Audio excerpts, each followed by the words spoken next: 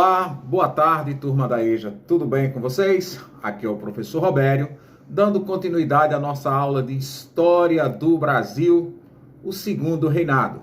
E esse conteúdo é muito importante para a nossa história, né? Com muitos eventos históricos que houve na nossa história, esse movimento foi um dos que eu considero assim muito importante, pela questão humanitária, mas também pela questão do foco histórico. Os movimentos abolicionistas e o fim do trabalho escravo no Brasil. Então a gente vimos durante o primeiro reinado, o segundo reinado, as lutas que houveram nas províncias brasileiras, lutando por um Brasil republicano com a abolição da escravatura, outros nem tanto, outros pelo movimento elitista, que não pensava em abolição, até porque nós temos um cenário triste de 300 anos de história de escravidão no Brasil. Temos uma dívida histórica com os afrodescendentes, bem como, a mancha, a vergonha mundial, que nós fomos o último país do mundo a libertar os escravos.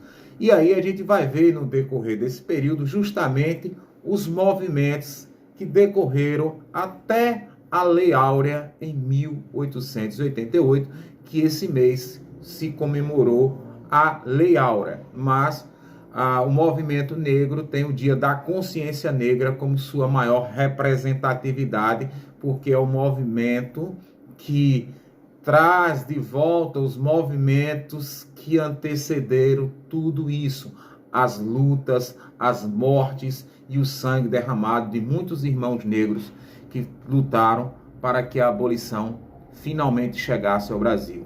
A abolição chegou, mas as liberdades individuais ainda não são presentes na nossa história, e isso é o que nós vamos ver, tá bom? Então, os movimentos abolicionistas e o fim do trabalho escravo no Brasil. Então, veja bem, o fim do trabalho escravo no Brasil. Em 1823, ou seja, um ano após a independência do Brasil, José Bonifácio apresentou um projeto à Assembleia Constituinte para o fim imediato do tráfico negreiro e emancipação gradual da escravatura, dos escravizados. Mas quais eram as razões disso, professor? Suas razões eram mais medo de rebeliões, do que por questões humanitárias ou compadecimento dos escravos. Então, José Bonifácio, que era um dos homens mais inteligentes da época, que assessorou o Brasil muito com o seu príncipe Dom Pedro I, bem como Dom Pedro II. Só que ele temia que os escravos se manifestassem, se rebelassem, e tinha muito medo do perigo que poderia ocasionar nesses confrontos diretos com as elites brancas brasileiras na época. Então, não era, o projeto de lei era que era gradual e que o tráfico fosse completamente extinto. Só que aí que bateu de frente com as elites brancas e fazendeiros, porque todo o trabalho no Brasil era através da escravatura. Então essa primeira lei não vingou, não foi à frente, porque as elites brasileiras não aceitavam. E o medo não era libertar os escravos, era o medo que as rebeliões pudessem acontecer, como já vinha acontecendo no passado. Então, com isso, queria que fosse uma lei para libertar os escravos gradualmente e o fim do tráfico. E aí, o tráfico negreiro, ele só veio diminuir, só veio acabar, assim, digamos, com a Inglaterra, o país mais poderoso da época, a frota naval mais poderosa da época, e também tinha instituído a Revolução Industrial e precisava de mercados consumidores. Escravos não consumiam, vestiam farrapos, não vestiam roupas, vestiam farrapos, não se alimentavam bem porque davam restos de comida. Então, com tudo isso, não era uma boa ter milhões de escravos aqui no Brasil se não ia comprar nada. Então, isso não só no Brasil, mas como também em outras colônias. Mas no caso do Brasil, que em 1845, a lei conhecida como Bill Arbery, que autorizava os navios ingleses a capturar embarcações brasileiras que transportassem escravizados, mesmo em águas territoriais do Brasil. Né? A despeito, houve umas grandes críticas, né?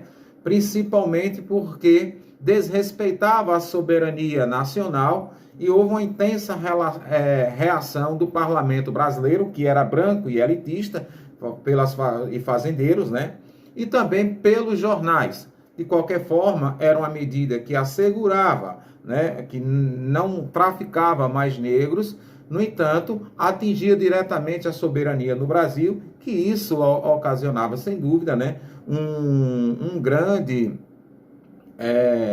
uma intensa reação da parte política, como também da imprensa nacional com relação. Mas lutar contra a Inglaterra, né, faltava pólvora, né? Era a maior frota naval, o maior exército e a maior potência econômica. Então, ficamos pianinho e deixamos que isso acontecer. Os beneficiados foram os negros, né? Ainda bem. E aí, a partir do Bill Arbery, teve o fim do tráfico negreiro, como também outras leis que favoreceram, né, a gradual, né, libertação dos escravizados, né? Então, o fim do tráfico. Tanto a pressão inglesa como o receio da elite branca em revoltas escravas acabaram por resultar na promulgação da Lei Eusébio de Queiroz de 1850, que proibia o tráfico negreiro. Dessa vez, a lei foi cumprida. Então, o Bill Arbery já autorizava a Marinha, em 45, a prender qualquer navio negreiro brasileiro. Então, a Lei Eusébio de Queiroz já proibia o tráfico negreiro no próprio território brasileiro, como também a compra de escravos. Isso realmente aconteceu, mas o tráfico de negros, nesse período, ele continuou, né? Assim como o tráfico de droga que existe no Brasil hoje, né? Que eles conseguem negociar. Infelizmente, os negros eram negociados ainda, mesmo com a lei Eusébio de Queiroz, mas de qualquer forma essa lei já foi uma lei que já diminuía, né, os escravos no Brasil. E a lei do ventre livre, que apesar da resistência dos fazendeiros, o governo iniciou a emancipação gradual dos escravizados, com a promulgação em 1871 da Lei do Ventre Livre. Todos os filhos de escravos nascidos a partir daquela data seriam livres. Vejam bem, né? Então, essa lei do ventre livre gradual, se houve crítica pelos abolicionistas, por quê? Porque o Brasil só ia deixar de ter escravo em 1920, já no século XX. Nós estamos falando do século XIX, né? E aí, se essa lei perdurasse, se outros movimentos não tivessem acontecido, o movimento escravista, né, a escravização no Brasil só ia acabar, né, com os escravos livres a partir de 1920. Era muito tempo, né? Já vínhamos de 300 anos de escravidão, né? Então, mas de qualquer forma, tanto o fim do tráfico negreiro com a Lei Eusébio de Queiroz e a Lei do Ventre Livre de 1871, elas foram bastante importantes porque já começou a diminuir, né, um pouco. E também a forte pressão popular. Já tinha outros movimentos abolicionistas, né, que acontecia, embora muito revogados, né? Tinham intelectuais que estavam na Europa, que quando chegavam aqui no Brasil, não aceitavam essa situação, como também tem outros intelectuais que vinham da Europa, que eram mais ruins do que estavam aqui também no Brasil, né? É uma realidade. Mas esses intelectuais, a imprensa, alguns comerciantes, já eram, né, de fato, contra esse sistema escravista no Brasil, né? E aí veio os movimentos abolicionistas. O que gerou esses movimentos abolicionistas, professor? A Guerra do Paraguai, né? Porque os brasileiros foram lutar na Guerra do Paraguai e alguns negros também se alistaram no exército atrás de sua alforria, né? A sua carta de liberdade. Alforria era quando o negro conquistava a sua liberdade, a duras penas, a um preço caro, ou nesses casos também aí da Guerra do Paraguai. E o Exército Brasileiro veio, né, do Paraguai com uma outra visão. O Paraguai era um país altamente desenvolvido, industrializado, que estava a anos-luz do Brasil. Então, a mentalidade veio, né? E a Guerra do Paraguai trouxe danos irreparáveis, né? O Brasil até hoje não é bem visto, né, pelo Paraguai, até por essa questão dessa guerra que vitimou praticamente metade da população masculina do Paraguai, né? Foi uma guerra terrível, né? Onde o Brasil venceu, tinha o seu fator histórico, evidentemente, né? Mas a gente não pode lidar também apenas, como muitos historiadores colocam o Brasil como vilão, até porque era uma guerra, né? Infelizmente, a guerra traz todos esses transtornos, né? A guerra civil nos Estados Unidos, ou seja, já havia grandes movimentos de libertação dos escravos, né? Então essa guerra civil entre os Estados Norte e os Estados do Sul dos Estados Unidos já vinha ares de lá para aqui no Brasil também, né, libertar os escravos. Então a guerra civil nos Estados Unidos também foi um motivador dos grupos abolicionistas aqui no Brasil, de muitos movimentos populares para a libertação dos escravos, né? E as sociedades secretas e os clubes abolicionistas, ou seja, essas sociedades concretas eram de intelectuais, jornalistas, né? Então esses intelectuais, comerciantes, estudantes que estudavam na Europa e formavam as sociedades secretas que tentavam, né, conseguir abolir as escravaturas. E esses clubes abolicionistas, que era duramente criticado pelo sistema elitista na época, né, o Brasil adotou um sistema econômico que nós sofremos até hoje, né? A política econômica escravista adotada pelas elites brasileiras no século XIX, até hoje o Brasil sofre, porque um escravo custava um custo muito grande. Então, e não investimos em industrialização. Então, com isso, a mão de obra escravista, com a monocultura agrícola, fez com que o Brasil atrasasse algum tempo também na questão econômica. Então, essa sociedade secreta, voltando aí, ela combateu muito também a escravatura, como também participava para ajudar fugas de inúmeros escravos, né? Que fugiam, existiam os quilombos, e esses escravos fugiam para esses quilombos. Então, com isso, o Brasil começava também a andar para esse processo de abolição dos escravizados no Brasil. E o abolicionismo popular. Eu coloquei 3 figuras aí importantes na história do abolicionismo, todos negros, né?